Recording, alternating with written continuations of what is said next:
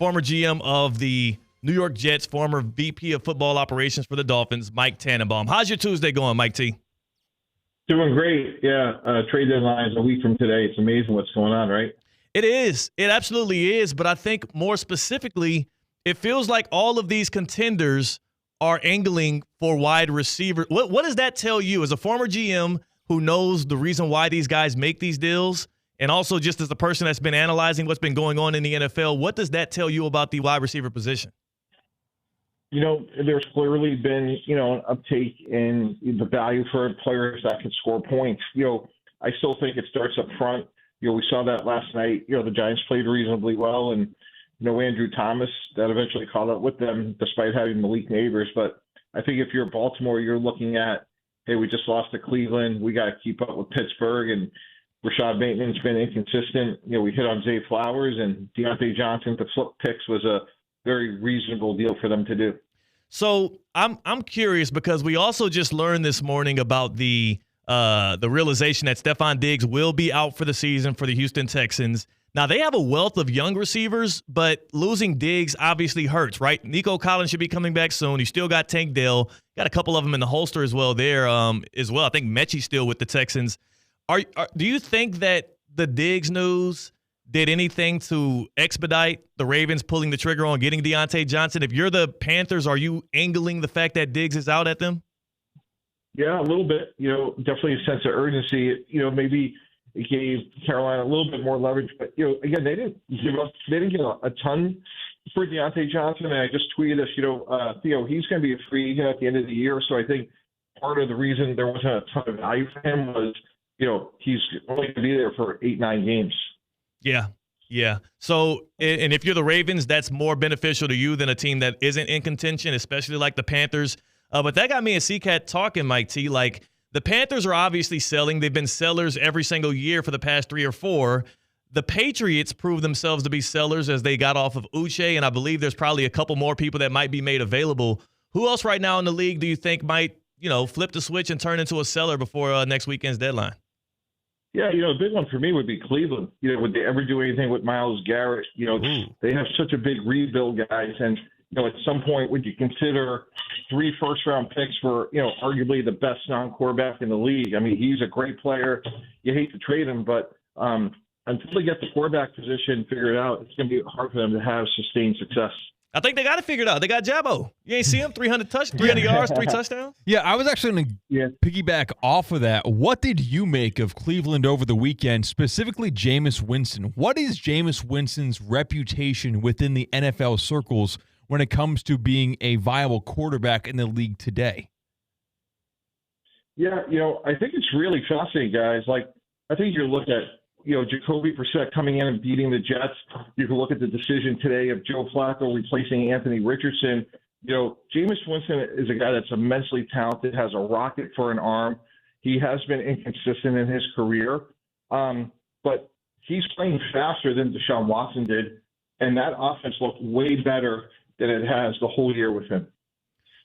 Mike T, is it over with for Anthony Richardson in Indianapolis? Try to say that fast, like you say that Jameis is playing faster.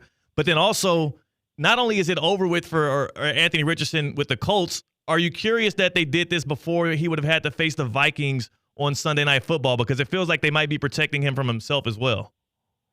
Yeah, look, the GM in me is I think you got to give a player 3 years and like an earnest 3 years, right? So, look, what he did tapping out, that doesn't help at all. He wasn't playing well. I mean, Joe Flacco was playing better.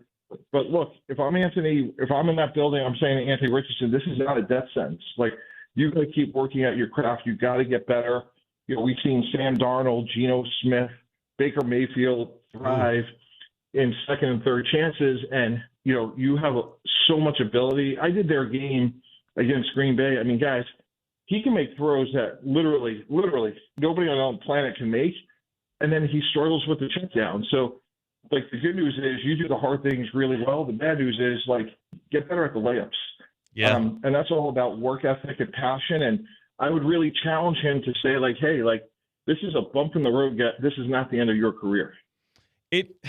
I know it it should feel that way for him, and it does feel like the Colts have the perfect ecosystem with Shane Steichen, who we've seen have success with Jalen Hurts. He was second in MVP voting. They made it to the Super Bowl when Steichen was the OC for the Eagles, and then even last year with Gardner Minshew. So it feels like the ecosystem is perfect. Do you also feel like maybe the Colts are so good, they're so ready to win now that it works against Anthony Richardson because they don't want to waste a year of production trying to develop him?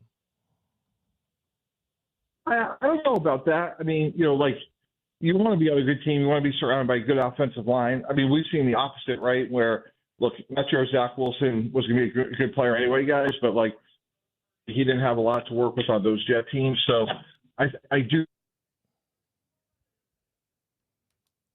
think we skill offensive line than not. Right. And they have the skill guys around them. They have a pretty good offensive line there in Indianapolis, and now they have Joe Flacco, who will try to lift the Colts to the AFC Promised Land. Do you think that specifically with what happened this past weekend and having, the 49ers get a huge win on Sunday Night Football and even up their record at 4-4, do you think that there's still a shot for this team to be a contender this year? No Ayuk. Questions around what Brock Purdy's going to look like through the back end of the season. Do you feel like they kind of fixed some things on Sunday Night Football against the Cowboys? I do, because Christian McCaffrey's the big X factor. Yeah. And, if he's like, think about what a shot in the arm he gave them when he came over from Carolina. And again, like when you're dealing with an Achilles, like I'm sure there's an absolute abundance of caution, guys. But, he is a true difference maker. I don't think there's any team, again, outside of a team acquiring, let's say, Myles Garrett guys, that you're going to get a better player to, improve your roster than, McCaffrey coming back to the 49ers at some point.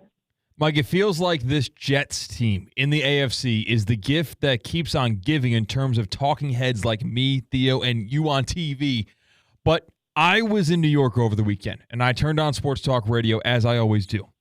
And the name that got tossed around again and again was your colleague at ESPN, Rex Ryan, who did not do anything to dismiss the rumors. He said he wants that job. Yeah. He would love a second chance in New York. Do you think where there's smokes, there's fire? Is there any reality where the Jets start 2025 with Rex Ryan, a head coach? It's a great question. The great thing about Rex is, like, he is not shy. He's very authentic. He certainly wants to coach again. The league was close, and I would say crazier things have happened. Obviously, we had a ton of success in New York together. He's very passionate about that franchise. I think we were all stunned that they lost it to New England. New England's in the middle of a massive rebuild. That was a stunning loss. So we'll see what happens. I do think we'll see Rex coach again. Not sure it's for the Jets, though. Great set of teeth on Rex Ryan these days, too, man. Beautiful. Do they pass around a card for the veneers in the sports industry? Because I feel like once you get to a certain level, that teeth change happens at a certain follower count or at a certain level in your career. Mike T, are you going to, make the switch to veneers soon? Would I be able to keep my, Tuesday hit with you guys? Yeah. I think so. Hell yeah. Matter of fact, we'll give you 2. Oh, wow. Then I'm in. Yeah. Mike T, we are introducing a new segment here on Theoretically Speaking because we know you always give the goods, whether it be hot takes or some insight that ends up coming true later on, including when you let us know early before anybody was talking about it that Jordan Love was going to get a big extension with the Packers. We're going to call it the Mike Tannenbaum. With Woj retired, it is only rightful that you take his place in dropping the bomb. This is kind of BS. How did you not coin this term before Woj, before Sham Charania? Yeah. The bomb's in your last name. Come on. That irked me, and I don't know why it didn't take me till today to realize that. Yeah, good point, guys. Now, look, I think we'll see a couple more trades, but I would say, if you were looking for a big trend, I think we've already touched on it. I'm really interested to see Cleveland, Indy, how well they play with these quarterback changes, because I think, look, I'm not saying Cleveland's going to go to the playoffs, but I think they become much more competitive with Jameis Winston. I think short-term, Indy's going to be very competitive with Joe Flacco, and maybe this is the year, guys, that we talk about. This is the year of the backup quarterback.